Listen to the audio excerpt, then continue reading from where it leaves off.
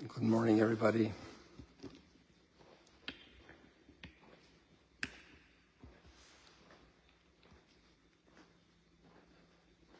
I thought it would be nice to come in here this morning for a couple of motives. To see the view we have here when we are praying and watching the celestial bodies night and day rising from the east.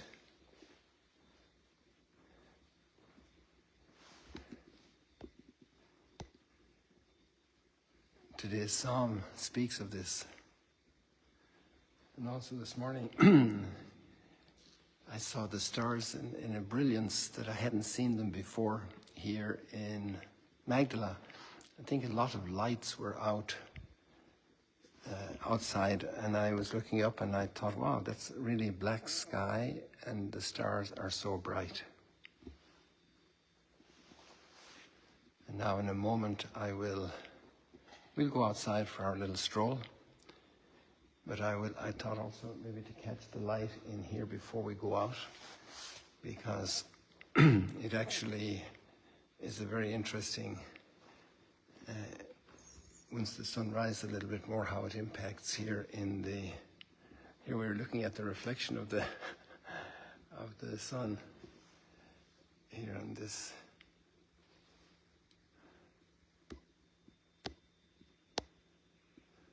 So we're not looking towards the sun, we're looking towards the west. So the sun is over here. It's all right.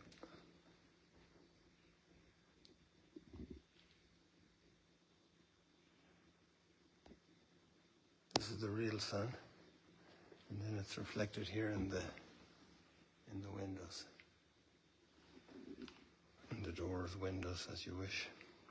Oops. I shouldn't open it this way. And here we see the light in the women's atrium, how it comes in the early morning.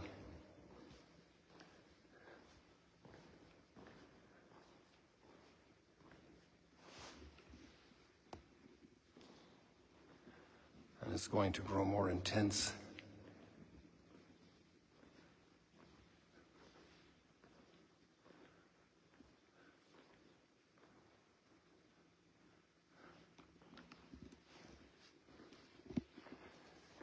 And now in the winter it's lighting up the northern part. In the summertime it lights up here to my left on the southern side.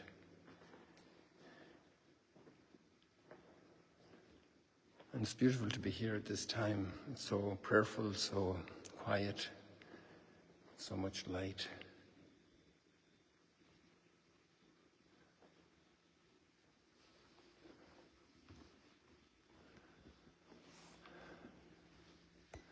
So we can even read the psalm from here,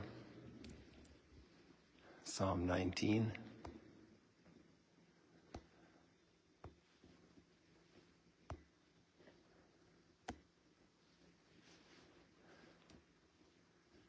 Just give me a second, I'll pull it up here, I have it.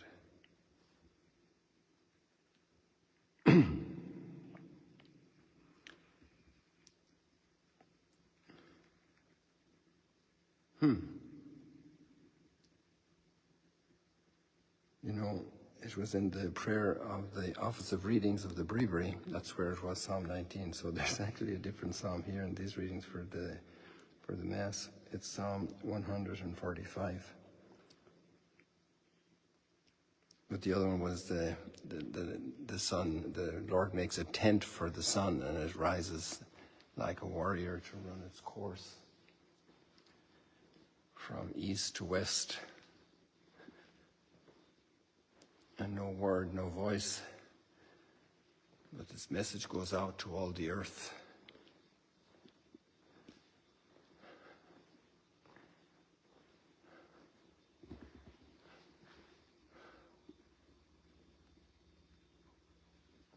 So let's go outside.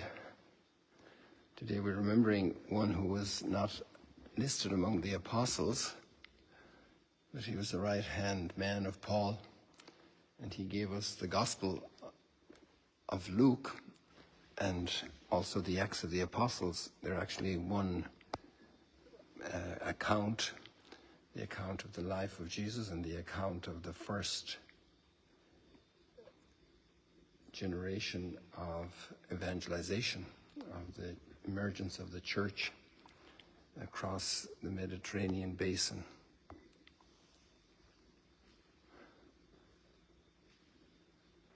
But these are nice views also.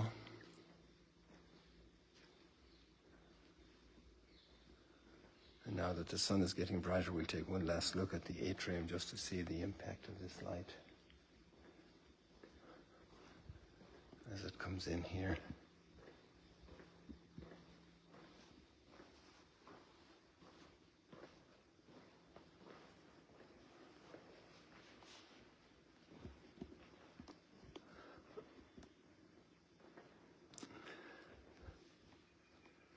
And Luke also is the one who pays a lot of attention to women. In this women's atrium here, honoring women. And he has a lot of stories of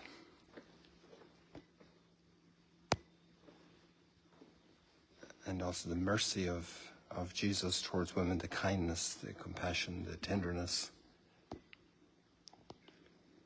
the respect.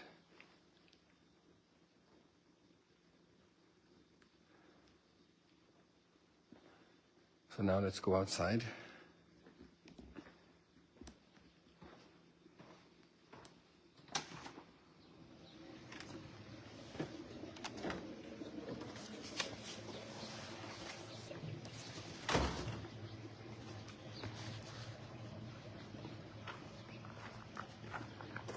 We have a lot of visitors. Yesterday was crowded. One pastor came with 200 people. 5 buses.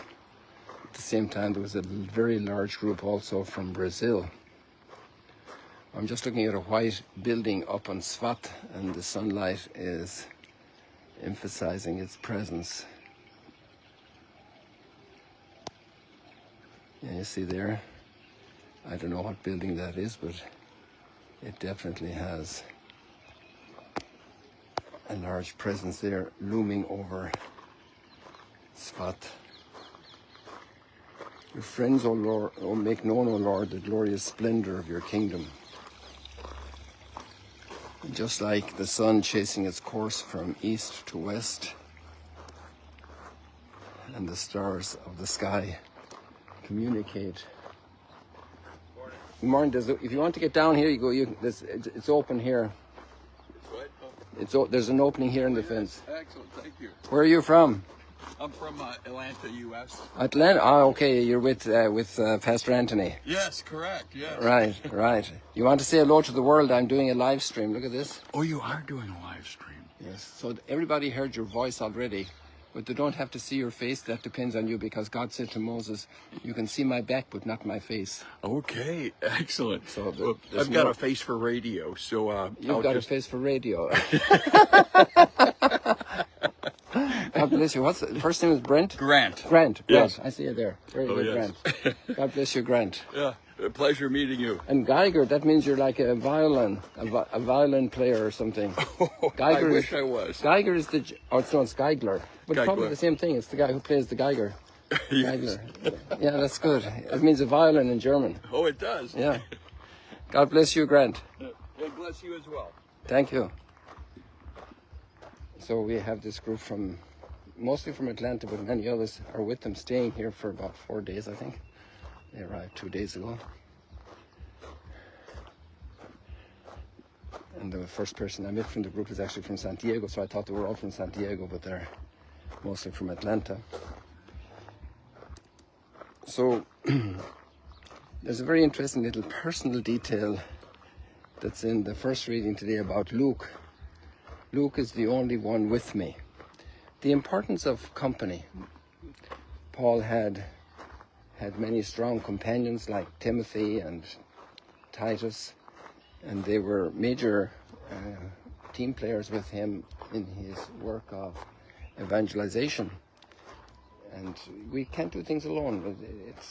We can do some things alone, but significant roles are best carried out as Jesus did in the gospel days, send them out 2 by 2. And there's a wonderful commentary about 4 centuries later on that text asking why did he send them out 2 by 2.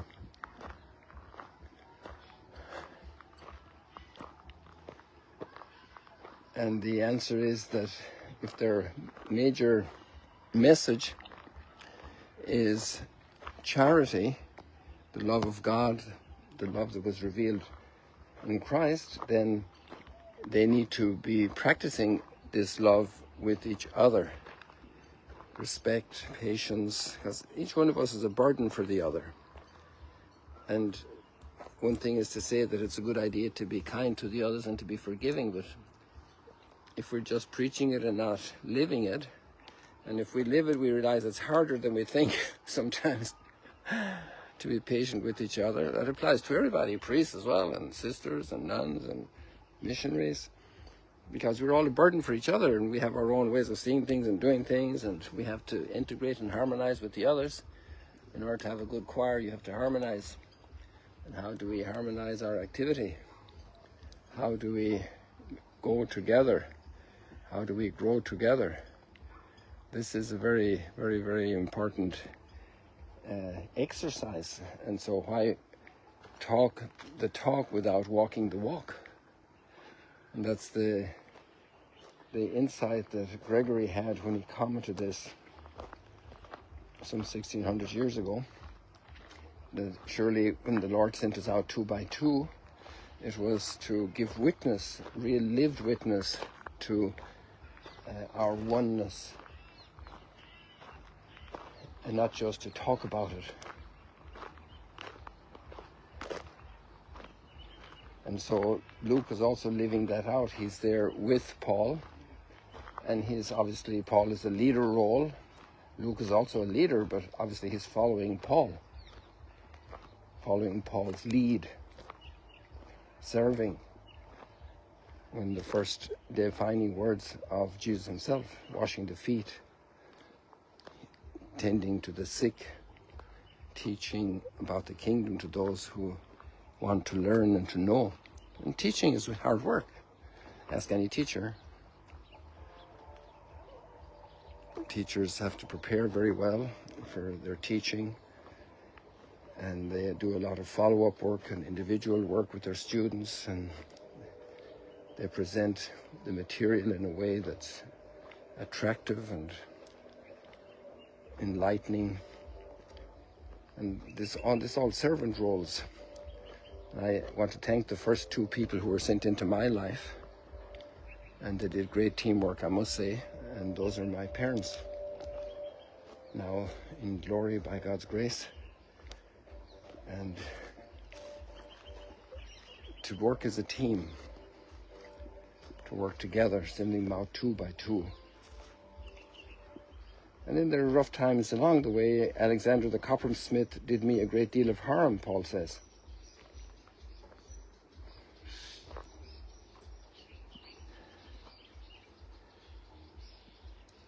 Life isn't always easy. Relationships aren't always easy.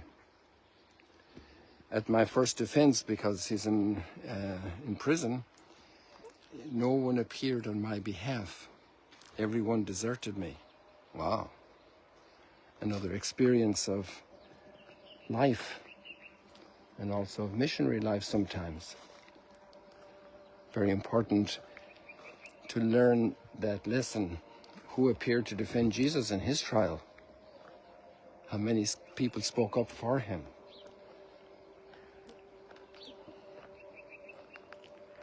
Who showed up at his crucifixion? Some women. And John was there. But the challenge of being there when somebody is on trial, to stand by them. And yesterday I told you the story that a pastor told me the day before. And if you go to court, his uncle said to him, I will be with you, I will stand with you. Isn't that wonderful? And in Paul's experience that he's just mentioning now, he says, everyone deserted me.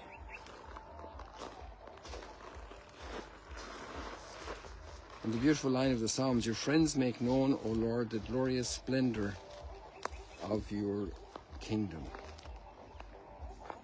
And we have splendor in gardens and nature and wildlife. This is like a natural rock garden. It wasn't planned as such, but there it is. A rockery. Look at that. So now we have lots of thoughts here in all of this. You're sent out 2 by 2 with your spouse, parents and children, the example they give, 2 generations together, sometimes 3 generations with the grandparents going to church together. What a beautiful, sent out like lambs among wolves. Sometimes our society today is not pleasant toward Christians. Can happen. Happens all the time. Jesus already mentioned that here at the Sea of Galilee. I send you out like lambs among wolves. The lamb doesn't fight the wolf with the wolf's tools. The lamb deals with the wolf, the Christian lamb, in a very different way, with actually love, like our Master on Calvary.